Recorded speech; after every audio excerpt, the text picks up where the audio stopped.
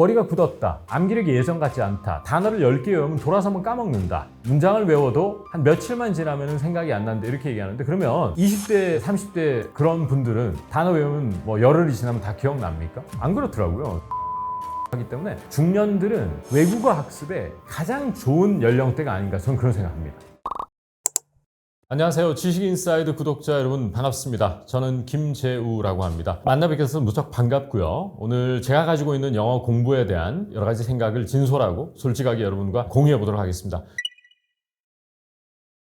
많은 한국 학습자들이 영어를 오랫동안 붙들고 있음에도 불구하고 체감할 만한 어떤 진전, 발전 이런 걸 못 느끼고, 특히 영어 스피킹이 잘 안 는다 이런 느낌을 계속 지울 수 없는 이유가 저는 몇 가지 이유로 보는데, 첫 번째, 스포큰 영어, 구어체에 대한 절대적 노출 시간의 부족입니다. 그러니까 여러분들이 어떤 영어로 된 글을 읽을 때와 또 원어민과 직접 일상의 대화를 할 때 문체가 완전히 다름에도 불구하고 후자가 되는 구어체 영어에 대한 노출 시간이 너무 부족하다. 이게 이제 첫 번째 이유라고 보고요. 두 번째는 여러분들이 영어 구사력이 일정 수준까지 올라가기 전에 했다 안 했다를 반복하면 영어가 다시 기초 레벨로 원점으로 돌아가서 또 새로 시작하고 이런 게 반복되거든요. 그런 게 제가 볼 때는 수년간 반복되고 있기 때문에 영어가 잘 늘지 않지 않느냐, 이런 생각을 좀 가지고 있고, 그다음 마지막으로는 목표의식이 결여돼 있지 않느냐. 영어를 잘해서 영어를 취미로 하는 사람이 몇 명이나 있을까? 내가 얻을 수 있는 베네핏이 뭐냐? 그런 게 없는 거예요. 영어를 잘해가지고 뭔가 이렇게 좀 가시적인 어떤 나한테 내가 이득을 볼 수 있는 것들, 이런 게 없는 상황에서 그냥 새해도 됐으니까 영어 회화책이나 사서 한번 공부해 볼까? 이런 애티튜드 가지고 영어 잘하기 좀 힘들거든요. 사실은 그냥 아주 기본적인 일상 회화 빼고는 그 세 가지 요소가 결국 영어를 오래 붙들고 있음에도 불구하고 내 영어가 좀처럼 늘지 않는다는 그런 심리적인 어떤 스트레스의 원인이 아닐까, 그런 생각이 많이 들고요. 영어를 잘하려면은 절대 시간이라는 걸 채워주셔야 된다는 것은 속일 수 없는 진실인데, 그거를 무시한 채 영어를 붙들고 있었다라는 말을 한번 생각해 봐야 될 것 같아요. 영어를 붙들고 있었다는 것은 했다 안 했다를 반복하는 것일 수도 있고, 취미 삼아서 1년이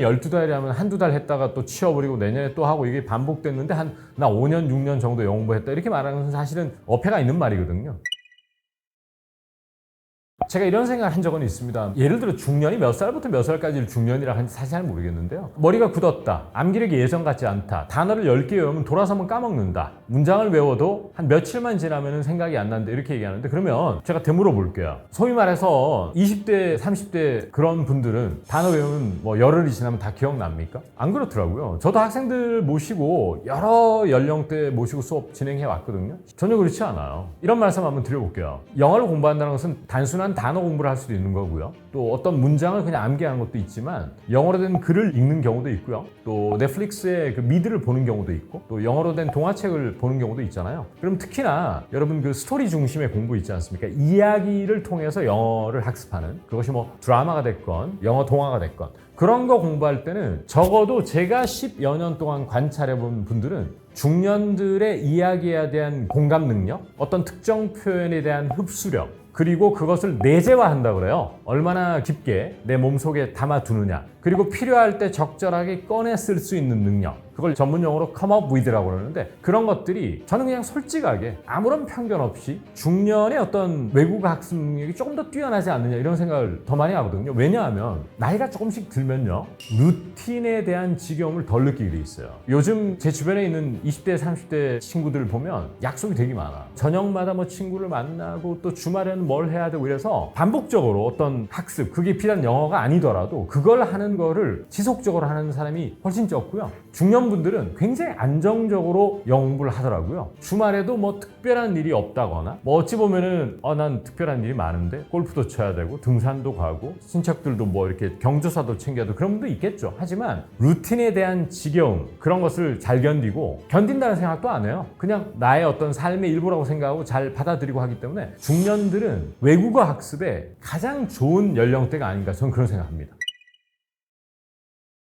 실사를 한번 들어보겠습니다. 몇 분의 학생분이 생각납니다. 제가 모셔왔던 학생분 중에 첫 번째 사례, 이분은 대학교 4년 동안 영어를 거의 공부하지 않았다고 그러더라고요. 취업을 하고 나서 그때부터 이제 영어 스피킹을 좀 잘해야 되겠다, 이런 필요성을 좀 많이 느껴졌나 봐요. 그런데 대학교 때 어학연수를 갔으면 모르겠는데 직장을 그만두고 어학연수를 간다거나 유학을 간다거나 이런 것이 상당히 용기를 많이 필요로 하고, 주변 여건도 받쳐줘야 되지 않습니까? 그래서 못 갔어요. 못 가고 국내에서 공부를 했어요. 그래서 제 나름대로의 어떤 국내에서 영어 공부했을 때 가장 최적화된 학습법이 있겠죠. 그걸 잘 공유 드리고, 그리고 이제 학습을 쭉 이어갔는데 결론부터 말씀드리면 이직을 했는데 공교롭게도 사내에서 영어 수업이 이제 시작된 거예요. 직원들 대상으로 원어민이 일주일에 한 번씩 오셔가지고 영어 스피킹 수업을 했습니다. 한 두어 달 지났나 봐요. 그리고 그 원어민이 이분에게 하는 말이 이 회사에서 누구님의 영어가 가장 자연스럽게 들린다고 그랬대요. 그러면 이분이 어학연수 경험도 없죠? 국내에서 공부를 했단 말이에요. 근데 독해도 아니고요, 라이팅도 아니고 스피킹이 가장 자연스럽게 들리고 영어다운 영어를 구사하고 있다는 것은 많은 걸 저는 시사한다고 보거든요. 그럼 반면에 제가 모시고 있었던 학생분들 중에는 영미권 국가에서 학부 생활을 한 분도 계세요. 근데 그런 분보다 이분이 영어를 더 잘했거든요, 사실. 그렇다면 단적인 이 사례가 유학이나 어학연수가 모든 걸 해결해 주지 않는다는 걸 많이 보여준다. 그 이유는 영미권 국가에서 생활을 한다 하더라도 유학을 가건 어학연수를 가건 결국 현지에서 영어가 많이 늘려면 네이티브들과의 소통의 시간이 길어져야 되는데 현실적으로 그렇지가 않다는 거고, 설사소통을 한다 하더라도 그냥 겉도는 얘기들 있잖아요. 그냥 일상을 살면서 뭐 너무 얄팍한 얘기? 이런 것만 하다 보니까 자기의 영어 표현력을 확장한다거나 자기 속에 있던 여러 가지 영어 표현을 연습할 수 있는 환경이 별로 안 되거든요. 그렇기 때문에 국내에서도 원어민이 하는 말을 한 번에 못 알아들어서 되묻는다거나, 또 내가 하는 말을 원어민이 못 알아들어가지고 무슨 말씀이셨죠? 이렇게 되묻는 경우가 거의 없게 만들 수 있는 실력으로 만들 수 있다. 이거에 대해서는 저는 좀 확신을 가지고 있습니다. 정말 의지를 가지고 김재호의 영어회화 100이라는 책을 집필했습니다. 저는 오랜 세월 국내에서 영업을 하면서 느낀 점이 시중에 나와 있는 영어회화책이 완기초 학습자들을 타겟으로 한 책들만 90%가 너무 넘쳐나고, 또 그런 책들 속에 있는 많은 문장이나 대화문들이 좀 부자연스럽다는 생각을 늘 가지고 있었어요. 국내에서 단 한 권의 책으로 가장 영어 스피킹을 끌어올리는데 학습 효과를 극대화할 수 있는 그러한 책을 언젠가는 꼭 써보고 싶다는 마음을 늘 가지고 있던 차에 좋은 기회가 돼서 결과물이 이제 김재호의 영어회화 100으로 나온 겁니다. 결실함이었습니다. 목표. 무슨 말인고 하니, 제가 학부 전공이 사회학인데 우선 사회학의 흥미를 1학년 때 잃었어요. 졸업을 해야 되겠고, 그럼 이제 뭐 해먹고 살 거냐 하는 고민이 시작되잖아요. 잘하는 게 없는 거예요. 뭔가 이렇게 남보다 앞서는 거, 두각을 나타내는 게 전혀 없는 거예요. 근데 영어는 이상하게 조금 흥미를 많이 느꼈던 것 같습니다. 다른 친구들에 비해서 영어 재밌다 라는 그 막연한 어떤 생각이 좀 들었고, 그렇기 때문에 그것이 뭐 통역사가 됐건 영어 티칭을 하는 사람이 됐건 영어를 굉장히 잘해야 되겠다는 그 목표가 생기니까 그 다음부터 기술적인 부분이 있잖아요. 뭐 학습법이라든지 뭐 어떻게 해야지만 영어를 잘할 수 있을까, 그건 중요하지 않은 문제가 되더라고요. 그냥 굉장히 열심히 하게 된 것인데, 그리고 또 하나 이런 게 있었어요. 증명하고 싶었어요. 해외 경험이 전혀 없는데 와, 네 영어가 정말 임프레시브하다, 이 얘기를 언젠가 꼭 들어야 되겠다는 의지? 이런 게 굉장히 좀 셌던 것 같습니다. 사실 세다 보니까 몇 번의 기회가 있었음에도 불구하고 이제 해외에 나가지 않았고, 국내에서도 충분히 잘할 수 있다는 걸 좀 많이 증명하고 싶고, 그걸 언젠가는 사람들에게 좀 얘기하고 싶었던 그런 순간이 오기를 바랬었어요. 그런 의지가 국내에서 공부했지만 마스터할 수 있게 된 가장 큰 동인이 아니었나, 그런 생각이 좀 듭니다. 단기적인 목표와 중장기적인 목표가 꼭 있어야 된다.